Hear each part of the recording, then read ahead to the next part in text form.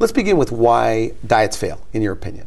Well, actually, Randy, I'm not sure that they do fail. I think that's one of the donut truths, what I call donut truths, which means there's a kernel of truth in there, but there's a big hole in the middle with a lot of information left out. Diets work. Of course they work. How do you think people lose weight? Okay. If I gave you some seeds for a rose bush, and it was capable of growing amazing rose bushes, but you put it in a little pot in the back of your kitchen with no light and no air, and it didn't grow, would you say that the seeds don't work?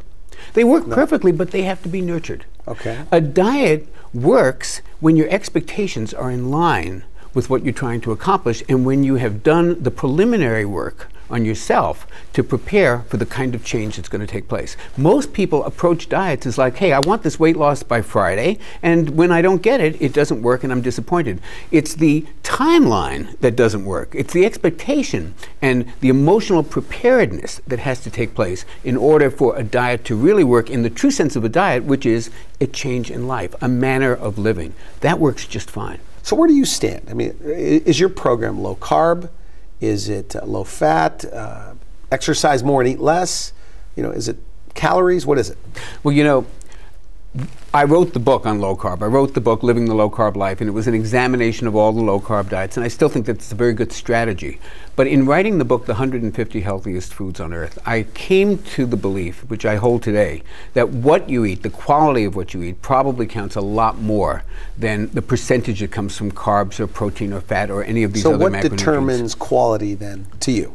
Is it a real food? Is it something your grandmother would have recognized as a real food? If it's got 1 million health claims on the label and it comes in a package and it's got a barcode, it's probably not the food that you could have hunted, gathered, plucked, or fished for. Those are the basic questions that I ask. Is this a food that actually you could have come across if you lived on the savannah in the caveman times? Is this something you could have hunted for, fished, gathered, or plucked? If it is, it's a real food and a whole food, and it's probably going to do you some good. So have you, I mean, your experience, people that if they eat this way, the weight automatically comes off?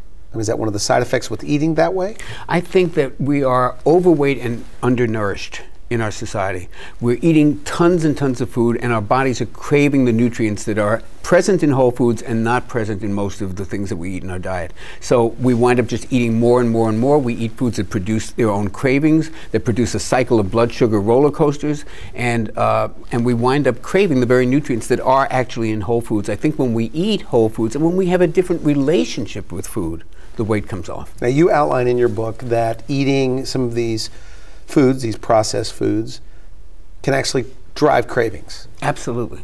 How so? When you eat a high carbohydrate meal, and your blood sugar goes up. Let me give you an example. Let me give you an example of how a metabolism is supposed to work. And we go back to look at like a 5-year-old kid who hasn't screwed up his metabolism yet. That's a great place to look. Okay, and by the way, for those of you just tuning in, you're watching The Wellness Hour.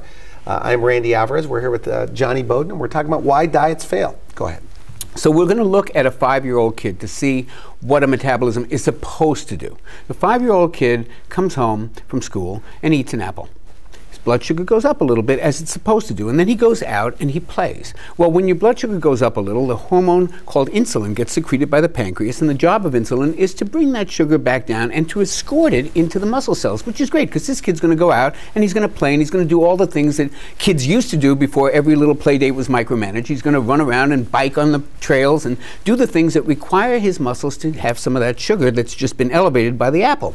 That's how it's supposed to work. So insulin escorts that sugar into the muscle cells. The muscle cells bring it on because they need it so that the kid can do all this stuff. And by dinner time, his blood sugars drop just a little bit. He's hungry. He comes in, he eats, and the whole cycle starts again. That's how it's supposed to work. Now, fast forward 30 years later.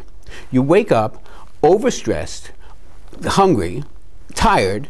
You grab some coffee, you go to Starbucks, you get a vat of caffeine and sugar and milk. The guy asks you, do you want some food with that? Which is funny because up until recently they didn't even have anything that resembled real food at Starbucks. You eat a 900-calorie bran muffin, you run to work, your blood sugar is now on the ceiling.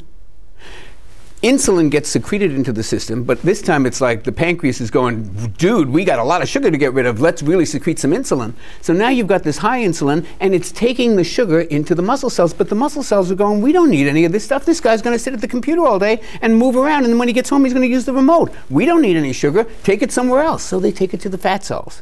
So now you've got an escorting of this sugar into the fat cells. You've got extra body weight being put on. Your sugar now is going to crash around 11 o'clock in the morning. You're going to kill someone if you don't get a bagel.